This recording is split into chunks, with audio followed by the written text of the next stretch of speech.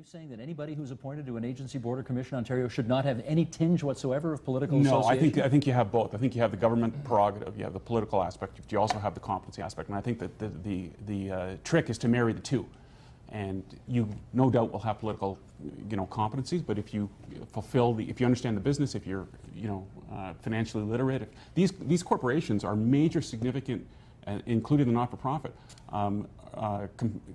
aspects of our economy, and they oversee resources, they oversee very important aspects, and it's absolutely critical that we have the right people at the helm and that they be selected properly. So I think government is going through a transition right now where it's saying, listen, we have this political process, we've always used it, but the world is changing. We've got technology, we've got risk, we have to incorporate some of these best practices into our own appointment system. Stephen?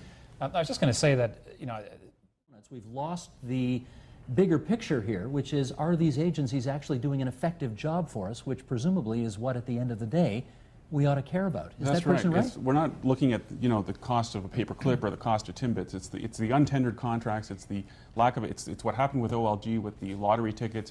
It's the risks. It's the financial impropriety. It's who is at the helm and how did they get there and what are their responsibilities and are they qualified and what are they doing their job. If you look at any major corporation in Canada, you can tell that. But you can't tell that by looking at the Ontario government. This all then comes to a whole question of metrics when you're dealing with ongoing basis, not just once a year even. Richard. Well, if someone is trained on a board of directors in the publicly traded sector, the requirements for disclosure now, you're even obligated to disclose your training record that you've done over the last year. We don't have any of that. We don't understand how the education program works, how the training program works, what the expectations are.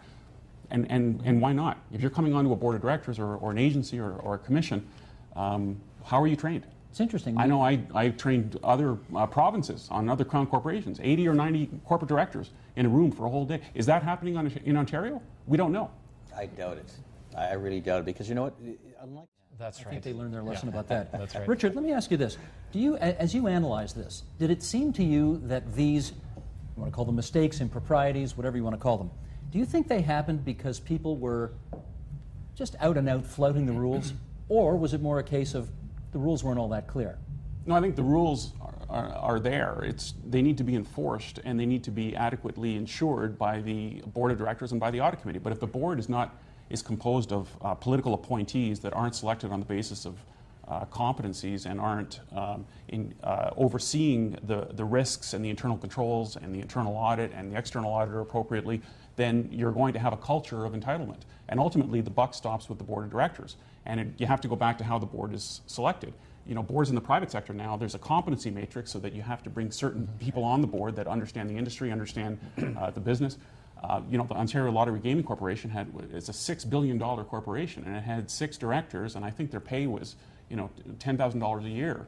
The government has to impose the same sort of expectations on its own Crown corporations that other provinces are doing, and has to engage in bringing on the right people so that they can adequately oversee the controls and oversee what's happening within the organization. So in my mind, the buck stops really with the board of directors. So just by way of comparison, if you were in the private sector running a $6 billion corporation and you were a board member, what would your compensation likely be?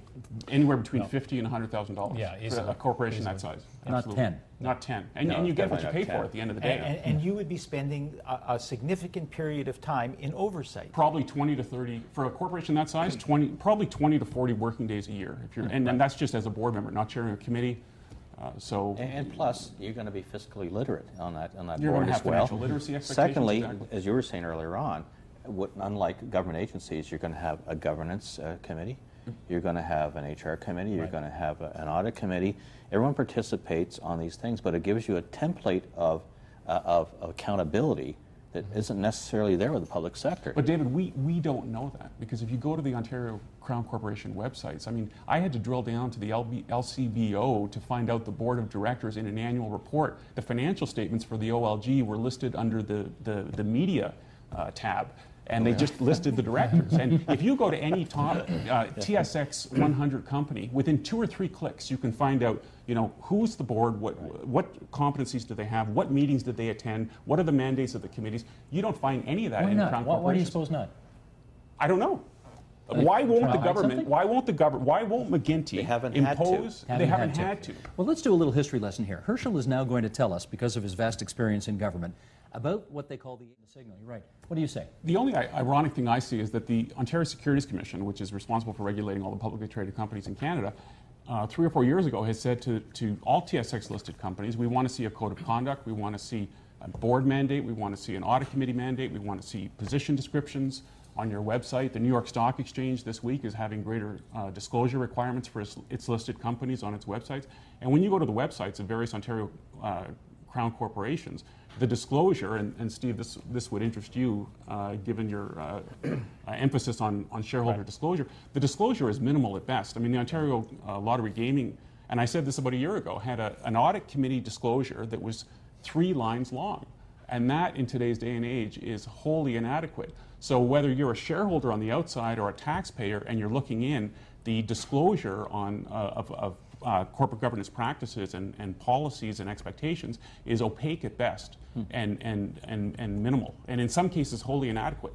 David Tabucci, let me give a list of what seem to be the alleged improprieties here, and then I want to